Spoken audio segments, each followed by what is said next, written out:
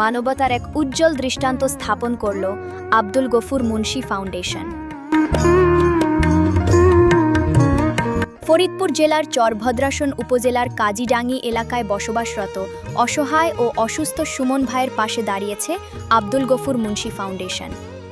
জীবনের কঠিন বাস্তবতার সঙ্গে লড়াই করে চলা সুমন ভাই একসময় ছিলেন একজন পরিশ্রমী ট্রাক চালক, কিন্তু প্রায় 2 বছর আগে একটি ভয়াবহ সড়ক দুর্ঘটনায় তার একটি পা অচল হয়ে যায়।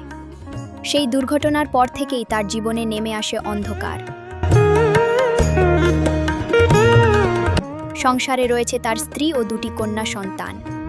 পরিবারের একমাত্র উপার্জনক্ষম ব্যক্তি হয়ে হঠাৎ কর্মক্ষমতা হারিয়ে ফেলার পর পুরো পরিবারই পড়ে যায় চরম অনিশ্চয়তার মধ্যে।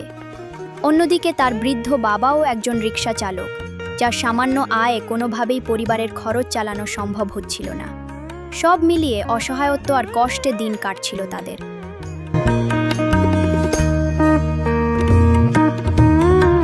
ঠিক এমন সময় সুমন ভাইয়ের এই করুণ অবস্থার খবর পৌঁছে যায় আব্দুল গফুর মুন্সি ফাউন্ডেশনের কাছে। আর দেরি না করে মানবিক দায়িত্ববোধ থেকে দ্রুত তার জন্য একটি রিকশার ব্যবস্থা করা হয়। এই রিকশাটি শুধু একটি যানবাহন নয়, এটি সুমন ভাইয়ের নতুন করে বাঁচার স্বপ্ন, তার পরিবারের জন্য নতুন আশার আলো।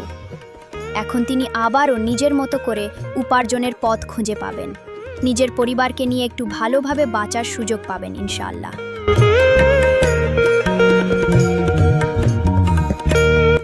এই মহৎ উদ্যোগ বাস্তবায়নে বিশেষ ভূমিকা রেখেছেন জনাব আশরাফুল ইসলাম, জনাব শাহাদাত হোসেন এবং জনাব সাইফুল ইসলাম। তাদের এই মানবিক উদ্যোগ নিঃসন্দেহে সমাজের জন্য এক অনুকরণীয় দৃষ্টান্ত। আমরা দোয়া করি আল্লাহ তাআলা তাদের এই মহান কাজ কবুল করুন এবং তাদেরকে ভবিষ্যতেও এভাবেই অসহায় মানুষের পাশে দাঁড়ানোর তৌফিক দান করুন।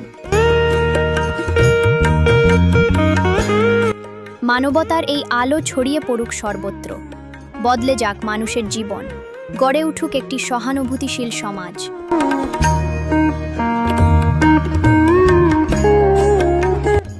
ভিডিও এডিট ও সম্পাদনায় নাইফ আদনান।